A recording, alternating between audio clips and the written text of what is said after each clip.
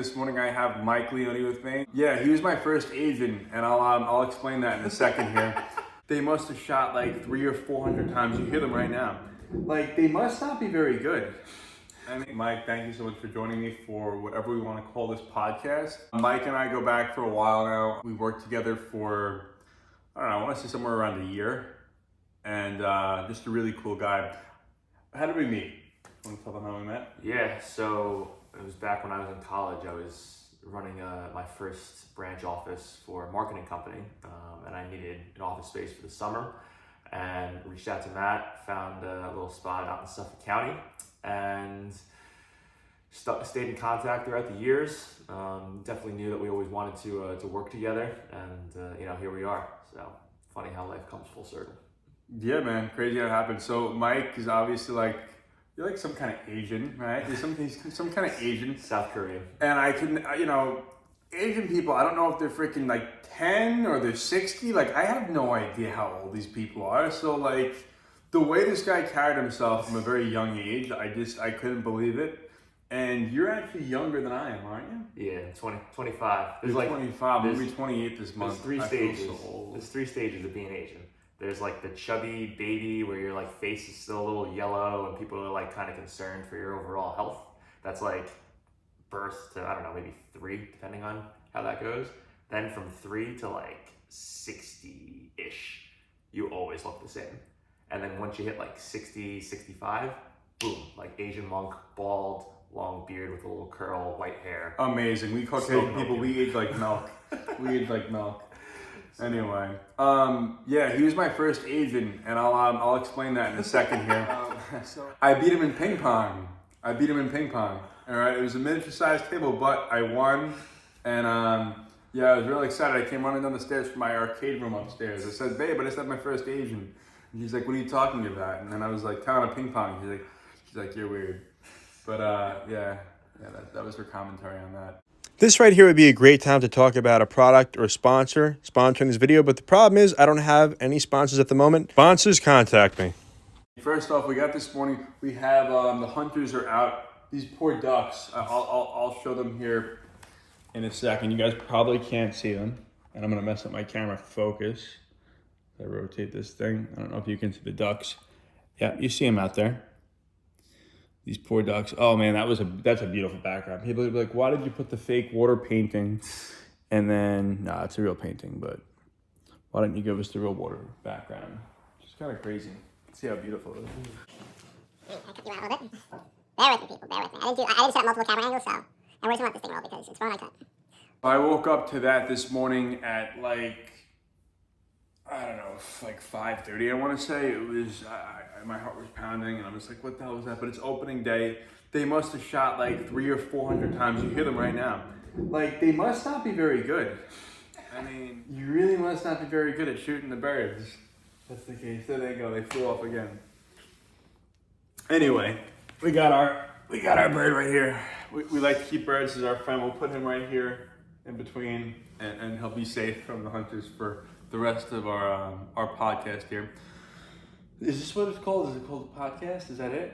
Or is it like a vlog? Or no, a vlog is like one person? Depends where you put it. Depends how you use it. But yeah, could go either way.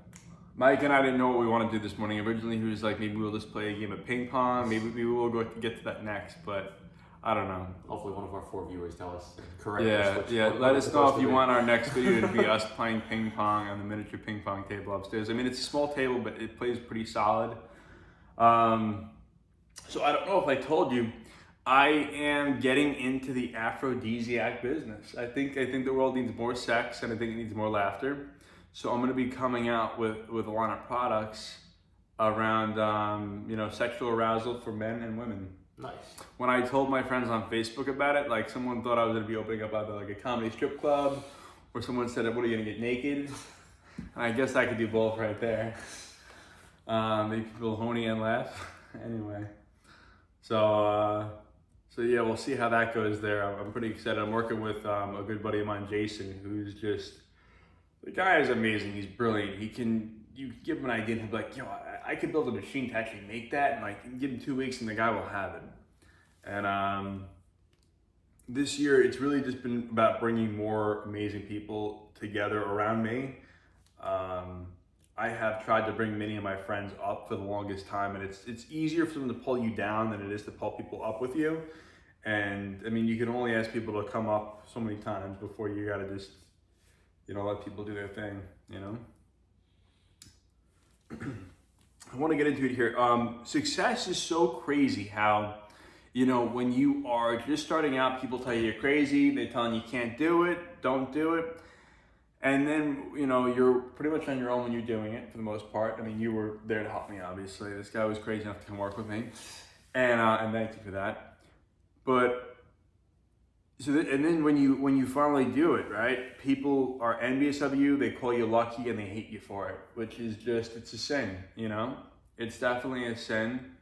I personally, I really, I forget what movie it was in, but you have the wolves, then you have the sheep, then you have the sheepdogs. I like to see myself as a sheepdog to watch out for the people, I have a very strong moral compass when it comes to that, to watch out for people, Anyway, you gonna say something? Yeah, I mean, you pretty much hit the nail on the head. I always called it hey, everyone wants to see you starve at first, and everyone wants to be a naysayer, and nobody really wants to get on the same level. And then when they see the success, then everyone wants a piece of the pie. They want to tell you about how, they helped you in this way, and they were a part of your story, and they want to continue to be a part of the success story once a ton of hard work is already done, and once, they see the results. Or people straight up just don't want to be around it. It really is kind of a sad thing, to say the least. But you know what? Just try to stay positive, and there's definitely power in positivity. Joe Rogan. Didn't Joe Rogan just sign a $300 million deal with Sirius XM or something like that? I think so. Yeah. Howard Stern's got a deal. Hey, guys, you can get me and Mike for the discount. I think we could do it for a 3-year deal, maybe 30 mil, maybe 30, maybe 60. That way we get 10 a year each. I mean, if you got a contact for them, have them hit us up. All right, we're open to talking. Okay, we're definitely open to talking because this is gold right here. It's gold. Yeah, dude, it's definitely surreal. We're in the house now. We had that whole mishap with the contractor, which we won't go too far into here, but it's nice to finally be in my house for my birthday coming up and for Christmas and just the holidays. It's been really amazing.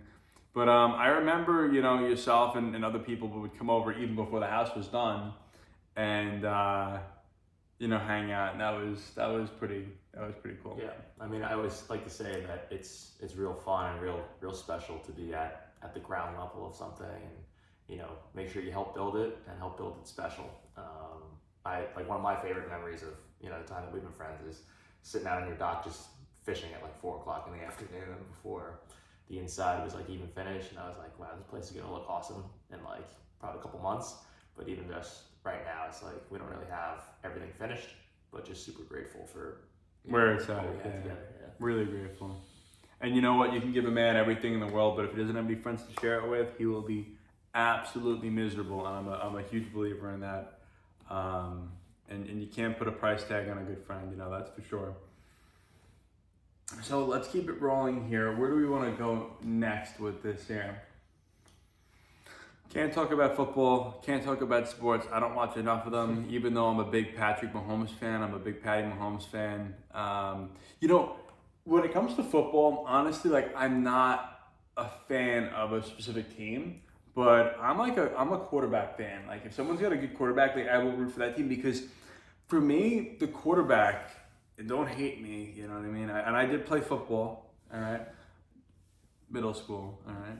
I was a long snapper. It's the best gig around, that and the kicker. They can't really touch it. Yeah, long snapper, special teams, bro. It's harder than it looks. They can't. Yeah, you really gotta, you mess that thing up, you're really getting, forget it. That ball goes the other way, it's going down the field, forget it, it's terrible. But, oh Jesus, where was I? ADHD brain. Yeah, quarterback. Quarterback to me is dude, that's at least half the team. It's at least half the team. It's hard to win without a good quarterback, that's for sure. Yeah. Gotta have a good field driver. Ask the Jets, they'll tell you. They'll tell you. You just pissed off at least half of the 4 viewers we got. Oh my God, New York sports, what is going on with you? This George Steinbrenner is rolling in his grave right now. What was the game we went to? We saw Judge's 60th home run, right? We did. We saw Judge hit his 60th to tie it, and then we saw Stanton hit a walk-off grand slam to left. And then that was the win. That was the most exciting sports moment that I've ever had live. It was something really exciting. And Mike, honestly, is the best person to ever go to a Yankee game with. So if you want to go to a Yankee game with somebody and be able to go there and just have the ultimate experience, and you don't even have to spend a lot of money. I mean, I think the tickets you guys, what, $25? $20 each. We were in the nosebleeds directly behind home plate, but it's amazing. You can see the whole field, and when they have those pop-ups, it's like, oh, here's the ball. It's coming our way, you know? And if it rains, you're covered too. And he gives me like the whole tour. I mean, I feel like I got like a $300 tour for cheap. It's funny you mentioned that right after we talk about football and how you like the quarterback, because like on a baseball field, you know, the catcher is pretty much the same thing, and that's the kind of viewpoint that we have. But as far as like the experience of like going to the game, like honestly, I have my mom to thank a lot about that. She was always a big baseball fan, and she taught me a lot about what I know about not only baseball but the Yankees and being kind of a fanatic. Yeah. So it's cool to see like the museum and in Monument Park especially, and then just to have like all the pregame routines of the hot dog and the chicken tender bucket, which is now after Soto going to be about probably $35, but still worth it. Just an overall great time. Anything for the W, right? Anything for the W? As long as, listen, if I could see a bunch more walk-off grand slams, I saw 2 that year. I saw that one and I saw Donaldson's, and both were pretty special. So. Well, that's awesome, dude, and I definitely appreciate you bringing me in. And I think you ruined the baseball games for me. I can't go with anybody else besides you. It just wouldn't be the same, you know? Standard has been set. Yeah, no, the standards would be way off. I love it. I literally just go on autopilot. I follow him. He knows everything. It's great. If you have a problem in life or you need to figure out where to go, ask an agent. Trust me, you will be absolutely covered, all right? What do we want to talk about next? We got religion, we got politics. No. We got the sports part covered. Yeah, so I took you on a speedboat a few times, right? Yeah, like 2 or 3 times, yeah. And what was that like for you going on a speedboat? I showed it to you guys earlier. I got a 112-mile-an-hour speedboat out here as one of my boats. Yeah, I mean, that was definitely a different experience. I've obviously been on a couple boats before. A friend of mine has one out of the marina right here, but just going that fast on the water after you get over the initial fear is it just feels like you're gliding, and you know, really felt like I was like, wow, is this even real life? And it was cool to be able to at least take a second to really just appreciate that and feel how special that moment really was, because I feel like unless you live on a coast and have someone in your life or have ever done something like that, you really don't get to experience anything else like that. So that was definitely pretty cool. I'm happy you could definitely be a part of that, dude.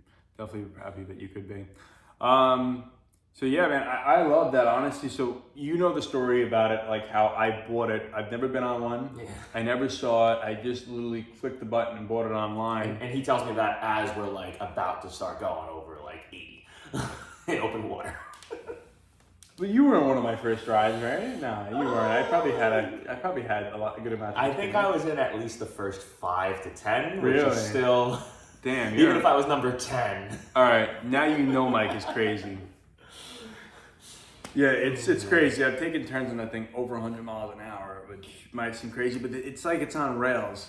And I don't know. I won't go into too many details about how I'm driving. I don't know if my insurance carrier is watching this right now, so we won't go into too much detail. But it's really, really fun. And if you got some extra money laying around, or you're in the New York area, hit me up maybe for a speedboat ride.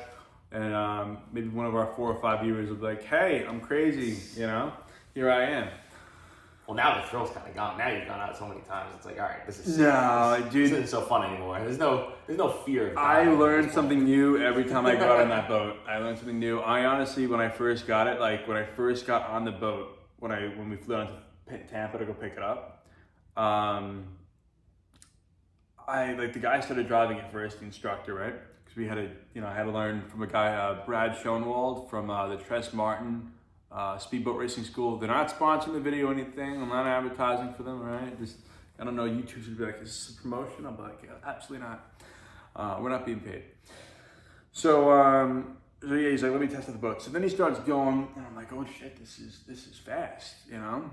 And he was like, I looked over the speedometer, he's doing 28 miles an hour, and I'm like, damn it. I'm like, you know? Speed here. Yeah, I'm like, this is just getting started.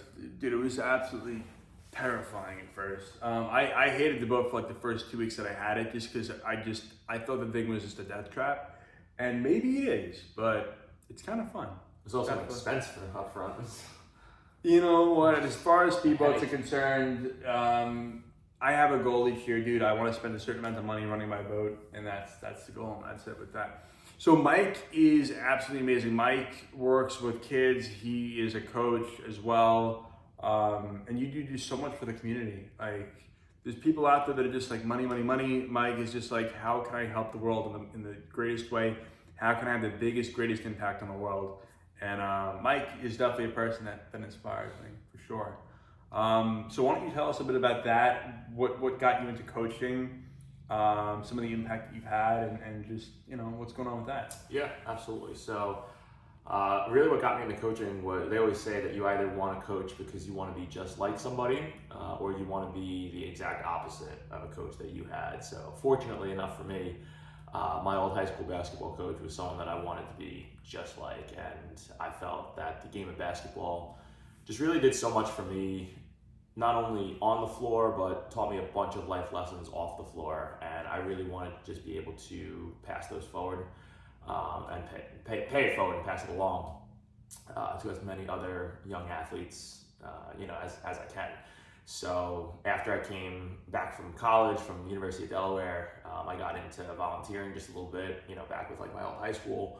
And again, like, I was fortunate enough to where my old coach really just let me kind of like hang out and learn as much as possible. And he definitely still taught me some stuff, but a lot of it also was on me to really just kind of like be a sponge and absorb as much as I could.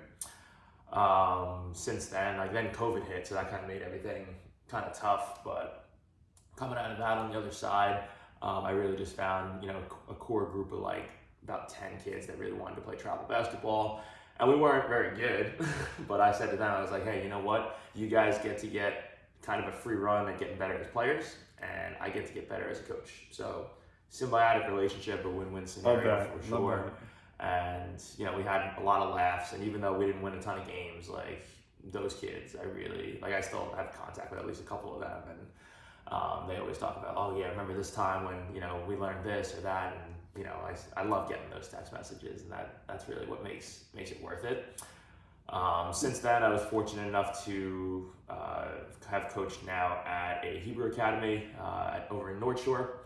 I've helped out with the St. Joe's women's team, and I am also currently the varsity assistant coach for the Wheatley School for boys basketball.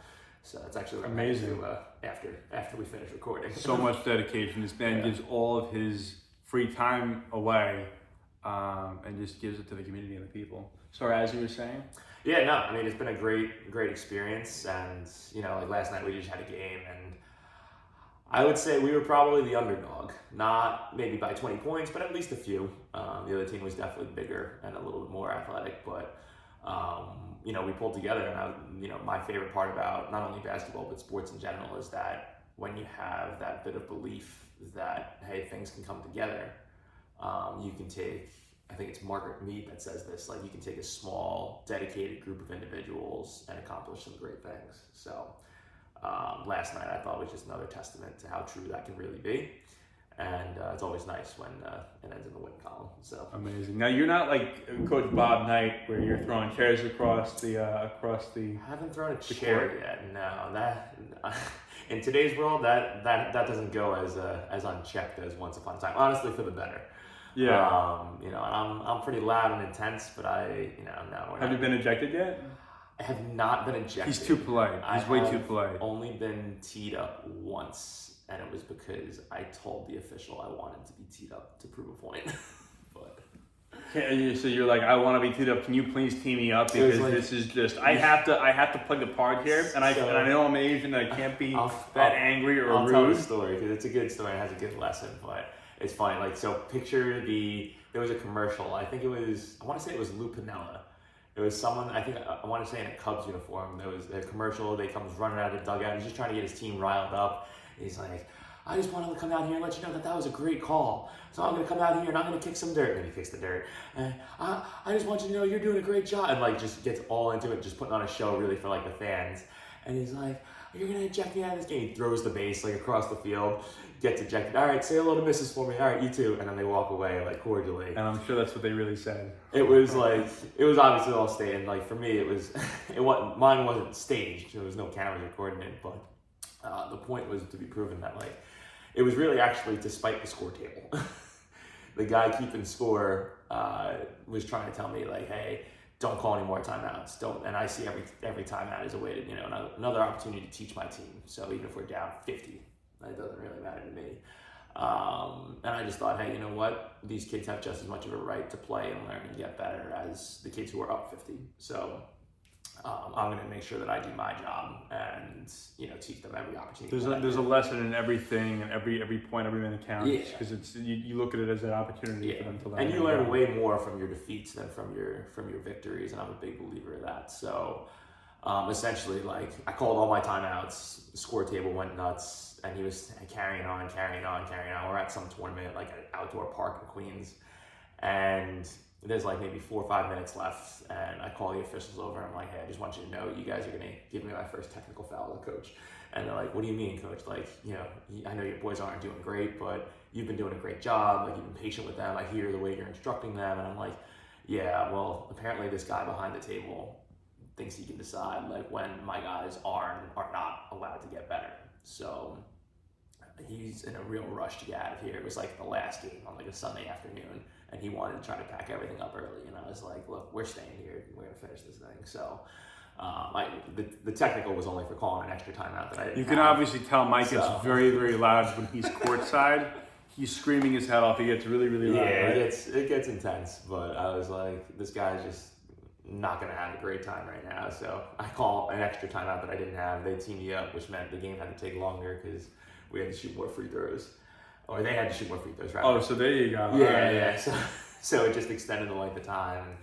And, you know, he starts Mike going did him nuts. dirty. That's Yeah. it. You see that passive aggressive? He starts going nuts. And honestly, if I had an assistant coach, I would have done it again. But otherwise, I would have been ejected for the first time. So not the line I wanted to cross there. But No, that actually does add up. That actually does make sense there. Where do we want to roll to from here? So yeah, I was actually a point guard back in the day. I'm pretty sure I told you. I was a point guard for basketball. Basketball was my first love, dude. Basketball and music, man. Can't play an instrument, but yeah, basketball was really my first love for sure, man. I used to shoot. I used to shoot in practice. I actually had full court in front of my parents' house for a number of years. We would swap out one basketball hoop, put it to the other end whenever we'd get a new one over there, and then somehow someone would always end up bricking real bad and they'd pop a hole. And I think I went through like probably 3 or 4 basketball hoops until they had a hoop called the Mammoth, 72-inch backboard. You could dunk on it. I mean, it was awesome. Thing is kind of shot today, but great time, man. Point guards, I think, I think like that's got to obviously be the most important position, I feel like.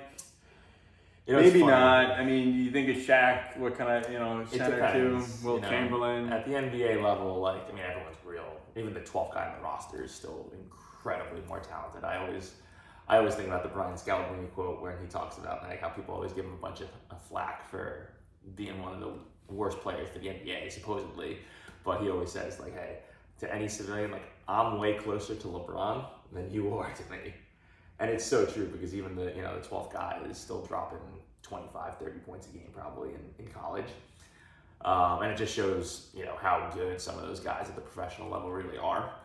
But it's funny you mentioned point guards. Because I remember, dude, when you go from like playing your regular league ball to playing summer ball, and totally. it would just be Totally different level. Yeah, it was just like, this is not as fun, Yeah. But it's funny you mentioned point guards because now, like, between quarterbacks, catchers, and point guards, like, again, all the same type of feel in terms of the role that they play for their team. and being that leader on the field, in the locker room, on the court, on the the baseball diamond, whatever it is. But Oh yeah, when you're a pitcher and you're all frazzled and stuff, and you Yeah. need to take a breather or something, the the catcher becomes a therapist. Yeah, yeah. But yeah, I mean, when you have a good point guard, it makes life a lot easier because it's kind of like having an extension of the coaching staff. But the point guard, like from a young age, I learned so much, I think, about business too from having to be a point guard, because you got to make so many decisions so quickly, and you have to set up the play and then get your team to believe in it too, and get them to actually take action and do what's got to be done. I mean, we call it, you gotta spin all the plates. And like for us, we call it like, hey, we gotta make sure everybody eats. Because obviously, if you could be the point guard, and if your shooting guard has knocked down 5 jumpers, but your center hasn't touched the ball in 15 minutes, we still need that guy to rebound. So we got to keep him happy too. We want to make sure he feels a part of the team. On top of that, it's an extra responsibility, because just like in business, like you got to know what your assistants are doing, your secretary staff, your partners, your this, your that, everyone. You got to know what everything that's going on. Like as a point guard, you got to know like, hey, here's where this guy's going to be, and here's where this guy's going to get to, and not only do you have to know your position, but you have to know what everyone else. Same thing as a quarterback, same thing as a catcher, same all that same kind of thing. And it's funny you mentioned that, because in our game last night, a big reason that we won, our point guard had 9 assists in the first half. And for anyone of the 5 viewers that know anything about basketball, see, I added one. We just got an extra one. Yeah, there you go. But He's got a lot of faith here. We're 26 minutes in. But yeah, he had 9 assists in the first half. And on top of it, he's a real talented scorer and everything, but he kept all his teammates real involved, and it made us really hard to guard. We had 4 people that scored in double figures, which is real hard to game plan for. So, and that's a big testament to the leader that he was, not only last night, but as as a whole. And like I said, it makes it real easy. Now, basketball is your favorite sport, right? Yes. Okay. And you coach now baseball, basketball, and do you do volleyball as well? No, I have not done volleyball. So I really grew up as a baseball guy. From the time that I was 3 until the time I was in like 9th grade, I played baseball, and I lived and breathed baseball. I was always into basketball, but it was more something to just kind of do in the off season. Another reason I would say that I coach is because everything that in terms of basketball that it did for me, I got cut my 7th, 8th, and 9th grade year. And it wasn't like the Michael Jordan story of like, oh, he got cut his freshman year and that coach isn't it. Like, no, I totally deserved to be cut all 3 years. I was a really bad basketball player for a long time. And eventually, I just kind of said to myself, I was like, hey, I don't want to suck anymore. So it wasn't until I had the courage to look inwardly and say, okay, well, I'm the common denominator here. And I'm the reason why I am the way that I am in terms of my skill set or lack thereof. And even though that kind of sucked feeling that way, it did at least put me in the driver's seat to say, okay, well, I can also take responsibility for my own growth and development. And then I was able to, play JV the next year, play varsity for 2 years. I want to ask you, who had the biggest impact on you? Who made you want to be a coach? Definitely my old varsity coach for sure. It's funny because, even though my 10th grade year I made JV, and that was in some ways half the battle, then it was, all right, well now I'm not playing. I'm that 14th, 15th guy on the roster. And at the time, I was still between baseball and basketball. And I'll never forget, it was December 23rd of 2014. 2013. I went to my coach and I was asking him hey, do you really think that there's ever going to be a spot for me on varsity? Because I went to school with some talented kids. We had a point guard who was all state. We had a kid who was getting recruited by LIU Post at the time, who was a Division II school. It was one of 2 kids on all of Long Island that were trying to get recruited there. And I graduated with a total of eventually what would be, I think, 7 or 8, all county or all conference players. So we had some good ball players, and I was like, well, I just made my team for the first time this year. How can I compete and fit in with these guys? So I went to him. He's a teacher at the school, and I asked him, I was like, hey, do you ever really see a role for me at the varsity level?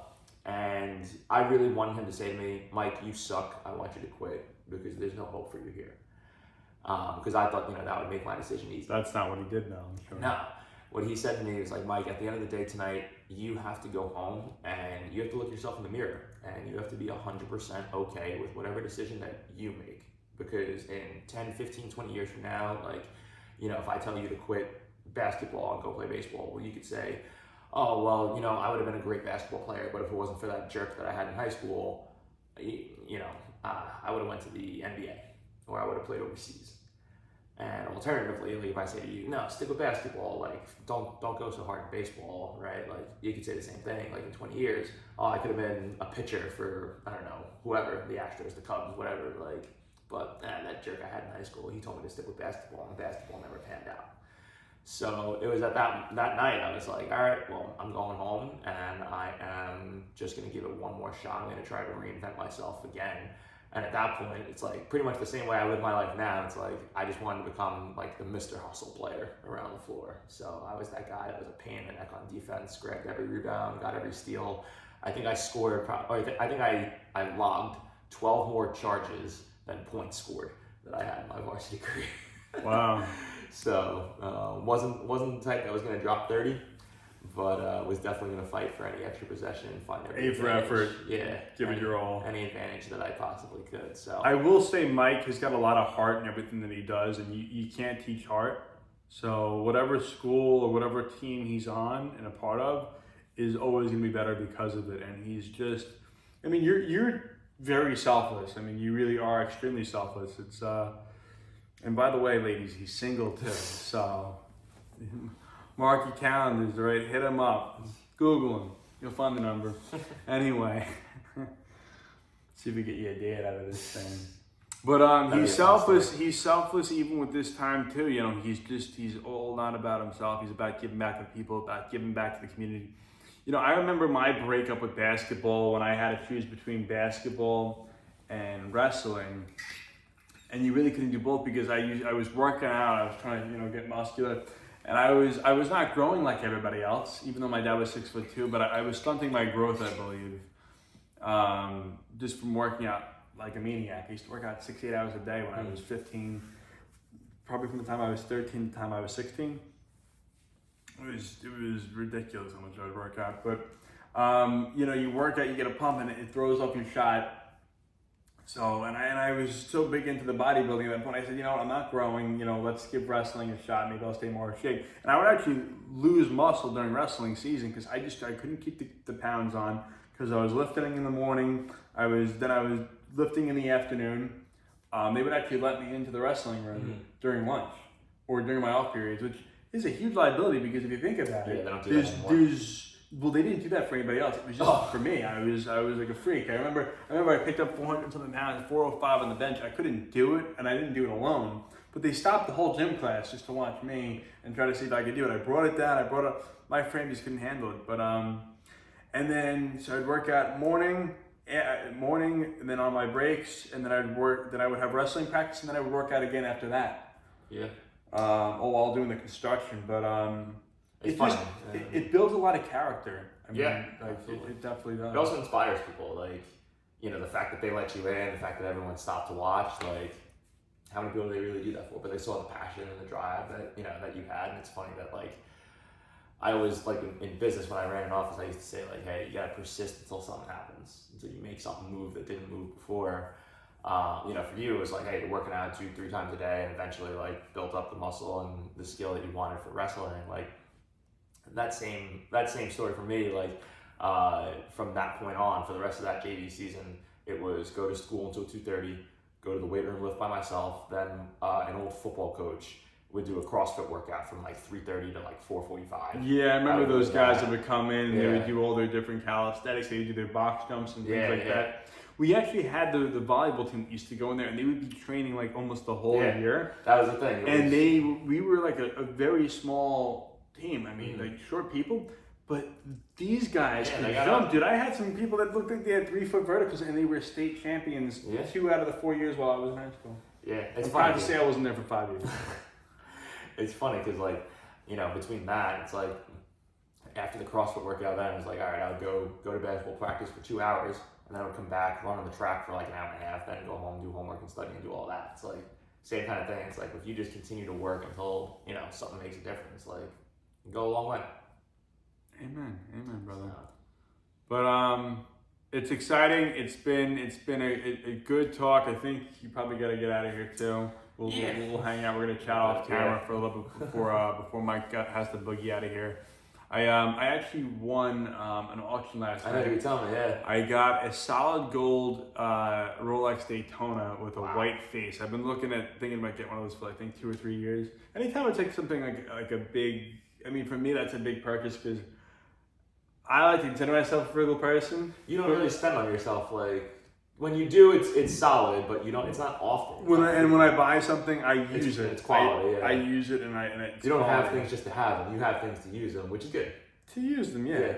And I just for me, if you're gonna have a Rolex, you can't put diamonds on it. If it's not gonna have diamonds on it, because I love diamonds on my watches, which I'm not wearing one actually. I forgot to put one on. But if it's gonna be you gotta get the solid gold. For me, and yeah, so. I won that last night late, and it was so exciting because it's like, I mean, I know I didn't have to run a race for it, but it's like I won, Somebody else wanted it, I ended up getting it, and time stops for nobody, and it's a reminder that time is valuable and time is precious, and hopefully I'll keep it, with me until I give it away to one of my heirs or someone else in my family, Yeah, I mean, time's a funny concept, like. And it's something I can bring on the boat. I get nervous with the diamonds and stuff when I'm driving a speedboat because it's rough and violent. I don't want to pop out a stone or something like that. But again, time is a valuable thing. It's a very, very sentimental thing to a lot of people. I remember I collected pocket watches as a kid. I used to collect coins and pocket watches actually with my grandfather.